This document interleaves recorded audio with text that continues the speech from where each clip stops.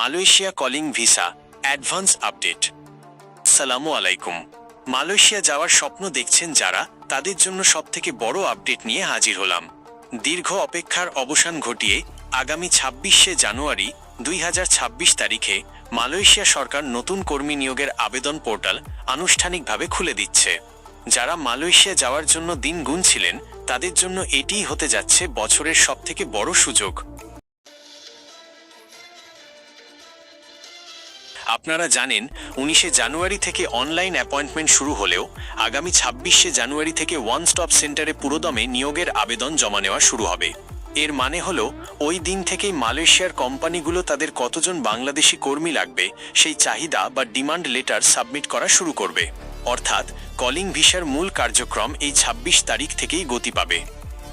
তবে একটি বিষয় মাথায় রাখবেন, এবার মালয়েশিয়া সরকার ই ভিসা এবং ডাটাবেজ সিস্টেম নিয়ে অনেক বেশি কঠোর। যে কোনো ধরনের ভুল তথ্য বা ভুয়া কাগজপত্র ধরা পড়লে আবেদন সরাসরি রিজেক্ট হবে। তাই ২৬ তারিখ পোর্টাল খোলার আগেই আপনার কাগজপত্র সব ঠিক আছে কিনা যাচাই করে নিন। এবার নিয়োগ প্রক্রিয়া হবে অনেক বেশি স্বচ্ছ এবং ডিজিটাল।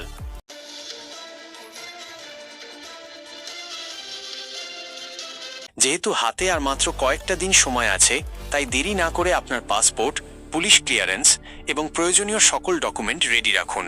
২৬ তারিখ থেকে কোম্পানিগুলো আবেদন শুরু করলে আপনারা যেন দ্রুত সুযোগ নিতে পারেন, সেই প্রস্তুতি এখনই নিন।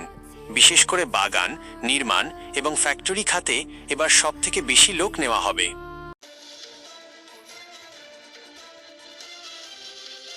২৬শে জানুয়ারি থেকে শুরু হতে যাওয়া এই নিয়োগ প্রক্রিয়ার পরবর্তী প্রতিটি আপডেট সবার আগে পেতে এখনই আমাদের চ্যানেলটি সাবস্ক্রাইব করে রাখুন।